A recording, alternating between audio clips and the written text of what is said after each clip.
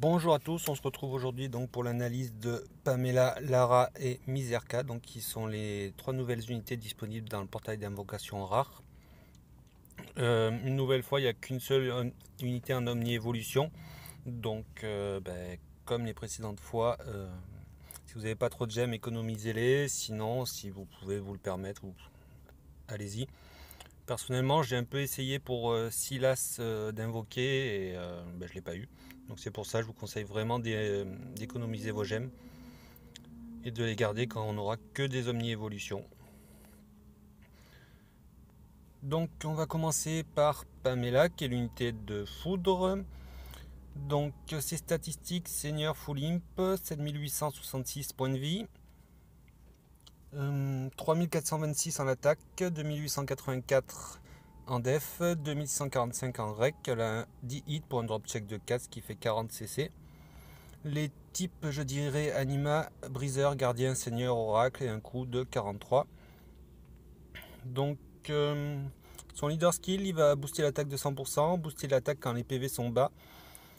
Donc elle aura 80% de base et 200% à 1 PV. Elle va booster la jauge bébé de 5cc quand les dégâts subis seront supérieurs à 10 000. Son extra skill, il va booster le remplissage de la jauge overdrive de 300% quand les dégâts excèdent 5000.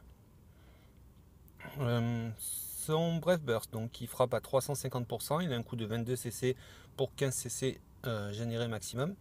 C'est 15 hits de foudre en AE, boost de la jauge OD de 8%, boost de la défense de 160% pour 3 tours, boost de la défense en fonction de l'attaque à hauteur de 60% pendant 3 tours.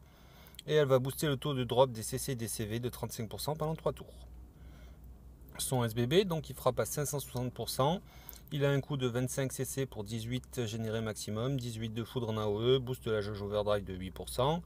Cette fois-ci, elle va booster l'attaque de 160% pendant 3 tours, booster l'attaque en fonction de la def de 60% pendant 3 tours, et booster le remplissage de la jauge overdrive de 20% pendant 3 tours. Donc avant de parler de l'UBB, on va vite faire un retour sur l'unité.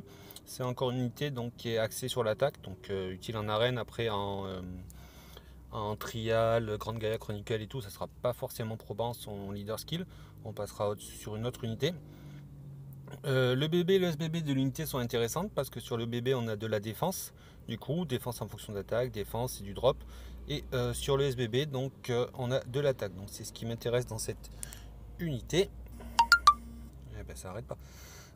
C'est ce qui m'intéresse donc dans cette unité, c'est qu'on a les deux côtés avec donc des boosts. Après malheureusement c'est qu'une 7 étoiles, donc on attendra d'avoir de meilleures unités en omni-évolution. Son UBB, donc il frappe à 1300%, il coûte 30 cc, il en génère 21 maximum, c'est 22, excusez-moi. C'est 22 hits de foudre en AOE, et elle va booster l'attaque et la défense de 250% pendant 3 tours, et booster le remplissage de la jauge overdrive de 300% pendant 3 tours. Donc voilà, une unité qui aurait pu être intéressante, malheureusement c'est qu'une 7 étoiles, et il va y avoir des omni-évolutions qui seront disponibles dans le portail d'invocation rare, qui auront du coup des SP qui permettront de plus de les pousser un peu plus loin que ça, donc c'est dommage. On passe à Lara, donc qui est l'unité disponible en omni-évolution et en fait qui m'a intéressé quand j'ai fait son analyse. Donc c'est statistiques Seigneur Full Imp, 9302 points de vie, 3355 en attaque, 3618 en def, 3346 en rec. Elle a 11 hits pour un drop check de 4, ce qui fait 44 cc. Elle a un coup de 47. Les types anima, gardien, seigneur, briseur et oracle. Donc c'est son leader skill. Il va booster l'attaque et les PV de 50%. Elle va avoir 50%, 20% de chance de réduire les dégâts de 20% et elle va annuler les effets d'ignore défense. Son extra skill, donc il réduit les dégâts subis de 25% pendant 2 tours quand les PV sont inférieurs à 20%, et il va ajouter un boost de drop auto, un boost de taux de drop, de CCCV de 35% pendant un tour à son BBSBB. Donc le leader skill, il est pas franchement intéressant, c'est encore de l'attaque. Après c'est de la chance, c'est 20% de chance de réduire de 20%. C'est voilà, faut que ça marche. Et enfin, les effets d'ignorer défense, c'est pas forcément ce qui est le plus gênant. Quand on l'utilise nous en quête, ça fait pas forcément la différence. Donc là, je pense pas que sur un leader skill ça fasse la différence. Donc elle est pas forcément intéressante pour son leader skill. Son extra skill, bon bah, c'est personnel à elle, mais c'est intéressant. La réduction des dégâts subis et le taux de drop, c'est toujours bien à prendre. On va passer donc à son Breath Burst, donc qui frappe à 370%. Il a un coût de 26 cc pour 14 cc généré au maximum. C'est 14 hits de lumière en AOE. Elle va soigner les alliés. Elle va poser un hot durant 3 tours. Elle va booster les attaques Breath Burst de 300% pendant 3 tours et annuler des dégâts critiques pour un tour, plus l'effet de l'extra skill, donc le taux de drop des CCCV. Son SBB, donc il frappe à 580%, il coûte 30 cc pour 20 cc généré maximum. C'est 20 hits de lumière en AOE, boost de l'attaque et de la défense de 50% en fonction de la règle. Elle va poser un hot pendant 3 tours. Elle va, ah oui, les dégâts subis vont pouvoir restaurer à hauteur, restaurer les PV donc de 20 à 30% des PV et ça sera 20% de chance. Et elle va annuler les dégâts critiques pour un tour. Donc c'est une unité qui est intéressante, donc c'est un heal qui frappe, qui annule les dégâts critiques, ça peut être bien, qui va booster aussi le taux de drop des CCCV, donc c'est ce qui est intéressant. Et après CSP, c'est pas mal aussi. Seul truc qu'on va peut-être lui reprocher, c'est qu'elle n'annule pas les altérations. Ouais, elle n'annule pas les altérations ni les supprime, donc c'est un peu dommage pour un heal. Son UBB, donc il frappe à 1500%, il coûte 30 cc pour 25 générés. 25 hits de lumière en AOE, annule les dégâts critiques et élémentaires pendant 3 tours, mitige à 75% pendant 3 tours et réduit de 30% les dégâts lors de garde pendant 5 tours. Donc c'est plutôt pas mal. Dégâts critiques élémentaires et 75% de mitige plus 30% lors de la garde. Quand on a besoin de survie, ça peut être bien. On va juste peut-être lui reprocher de ne pas soigner et de ne pas aider au drop de CC, mais sinon pour survivre c'est plutôt pas mal. Donc CSP maintenant. Pour 10 SP, on va avoir un boost de l'attaque et de la règle de 20%. Et pour 10 autres SP, on va avoir les PV et la def de 20%. Pour 20 SP, les dégâts subis vont augmenter la jauge BB de 2 à 3 cc. Et on peut, pour 10 SP de plus, augmenter l'effet de 3 à 4 cc. Pour 20 SP, elle va annuler les dégâts élémentaires. Pour 20 SP, elle va ajouter à son bébé un boost de l'attaque de 140% pendant 3 tours. Pour 20 SP, donc elle va augmenter l'effet précédent de 20%, donc ça sera un boost de l'attaque de 160%. Pour 30 SP, elle va ajouter un effet de réduction de stats attaque d'Efrec pour un tour à son bébé SBB. Et pour 50 SP, elle va ajouter donc un effet de mitige de 50% pendant un tour à son bébé SBB. Alors honnêtement, moi ce qui m'intéresse c'est la mitige, ça ferait en plus d'elle un mitigeur. On aurait juste besoin d'une unité pour les altérations. Et le 30 SP, la réduction de stats, donc c'est top.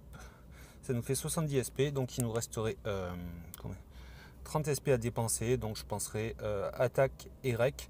Alors c'est pas une unité qui frappe, mais la rec c'est toujours bien pour soigner. Les PV et la def, ça c'est du basique. Ce qui fait qu'on sait, on serait 5, 6, ouais, on serait à 100. Donc voilà, c'est une unité qui me semble intéressante. Un heal qui va pouvoir... donc mitigé, qui va annuler les dégâts critiques, qui va poser un hot, qui va booster les attaques. Après, c'est en fonction de vous aussi, comment vous jouez. Et des unités que vous avez disponibles aussi de répartir vos SP comme vous voulez. Si vous n'avez pas d'unités qui vont vous permettre de faire des dégâts ou de buffer attaque, prenez le buff d'attaque et faites l'impasse sur un des deux. Donc voilà, c'est à vous de voir. Et donc on va passer sur Miserka, qui est l'unité de ténèbres et qui est dispo qu'en 7 étoiles, hélas. Alors, juste on va faire ça parce qu'après je ne m'y retrouve plus. Donc ses statistiques, seigneur, full imp, c'est 7667. Oula, ça bug là. 7667 points de vie. 2911 d'attaque, 3424 de def, 2817 de rec. Elle a 10 hits pour une drop check de 4, ce qui fait 40 cc. Alors je sais pas vu que j'ai fait mes notes, j'étais un peu fatigué et un peu ailleurs. Je sais pas si c'est vraiment ça, mais au pire, à droite à nouveau, vous aurez la petite fiche, donc qui elle est juste, vu que je la fais après l'enregistrement. Donc un coup de 43, les types anima, gardien, seigneur, briseur, oracle. Son leader skill, il va booster les points de vie et la défense de 40%, augmenter le nombre de hits de 1 et 25% de chance de frapper en AOE lors des attaques normales, avec une pénalité par contre de 50% pour les attaques. Donc honnêtement, son leader skill, je l'ai trouvé intéressant parce que d'un, c'est les PV la défense, on va avoir un extra hit et en plus on va peut-être pouvoir frapper en AOE, ce qui est pas trop mal. Après, il y a mieux parce qu'il n'y a pas de génération de CC, de CV, d'aide à la jauge bébé. Mais bon, ça peut faire le taf. Ouais. Son Bref Burst, donc il frappe à 350%, il coûte 22 CC pour trace générée au maximum. C'est 13 hits de ténèbres en AOE, 30% de chance de réduire l'attaque et la défense des ennemis de 50%, boost de la jauge bébé de 8 CC, et les dégâts subis boostent la jauge bébé de 5 à 7 CC pendant 3 tours. Son SBB, lui, frappe à 560%, il coûte 25 CC, il en génère 17 au maximum. C'est 17 hits de ténèbres en AOE, 80% de chance d'infliger malédiction, 30% de chance de réduire l'attaque et la défense ennemie de 50%. Les dégâts subis vont booster la jauge bébé de 5 à 7 CC pendant 3 tours. Et elle va avoir 20% de chance de restaurer 20 à 25% des PV lors des dégâts subis pendant 3 tours.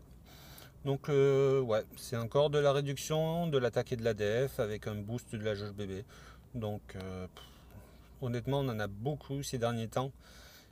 Et je pense qu'il y a des unités qui font mieux. Et à nouveau, c'est qu'une 7 étoiles, donc c'est pour ça que je vous déconseillerais d'y aller. Donc son Ultimate Breath Burst, il frappe à 1500%, il coûte 30 CC pour 22 généré. 22 hits de ténèbres en AOE, réduit l'attaque et la def de 80% pour un tour, booste les PV de 35%. Les dégâts subis vont booster la jauge bébé de 50 CC et elle va restaurer les PV pendant 3 tours. Donc il est plutôt basique. Boost des PV, boost de la jauge, restauration des PV. Ça peut permettre de résister. Excusez-moi. Ça peut permettre de résister. Après, je préfère un effet comme Lara, qui est vraiment sur la défense avec l'annulation des dégâts, la mitige à 75%. Donc voilà, donc c'est les 3 nouvelles unités qui sont... la première est intéressante, mais c'est qu'une 7 étoiles, hélas. La seconde, moi, honnêtement, elle m'intéresse beaucoup. J'hésite même à faire 2-3 invoques. Donc il y a les packs de week-end là qui sont plutôt intéressants. Bon, par contre, le problème de ces packs, c'est juste des tickets. Donc le problème des tickets, c'est que c'est pas des gemmes, et les gemmes, en fait, on peut les utiliser pour augmenter son inventaire et tout. Là, les tickets, on peut pas. Donc on est obligé d'invoquer, en fait. Et donc voilà. Elle est plutôt intéressante. C'est un heal avec une possibilité de mitiger. Après, c'est du mitige de 7 étoiles. Et sur les Magresse, par exemple, mitige pendant 2 tours, lui. Mais ça peut faire l'affaire. Surtout que rajoute ça sur son bébé et son SBB. Donc, dans l'absolu, enfin, normalement, on a au moins le bébé qui est rempli. Et la dernière unité, honnêtement, elle m'intéresse pas vraiment des masses, c'est encore de la réduction, enfin des pourcentages de chance de réduire l'attaque et la défense avec du boost de la jauge bébé. Alors ça peut être utile, mais dernièrement j'ai essayé donc à vente, et le problème c'est que j'avais une bonne génération, mais il n'y aurait pas eu de place pour cette unité en fait. Donc voilà. Donc en conclusion, si vous avez 2-3 gemmes, vous pouvez tenter une invoque si vous avez de la chance pour avoir Lara. Par contre, je vous déconseille de gaspiller toutes vos gemmes pour elle par contre. Donc voilà, tentez une invoque, et puis de toute façon, dans Brave Frontières, c'est bien connu, les unités sont vite dépassées. Il y en a une qui est au top, et en fait, à moins qu'on lui donne une omni-évolution, elle est dépassée dans les dans les semaines qui suivent. Donc c'est pour ça que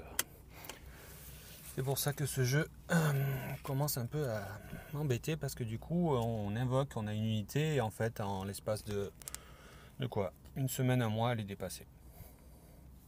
Donc c'est un peu gênant parce qu'en fait il faut tout le temps invoquer pour tout le temps être au max. Donc voilà. Donc pour les invocations, je vous conseille d'attendre qu'on ait que des omni-évolutions. Au moins si vous invoquez, vous êtes sûr d'avoir une omni-évolution. Et bien sur ce, je vous laisse et je vous dis à bientôt. Ciao ciao.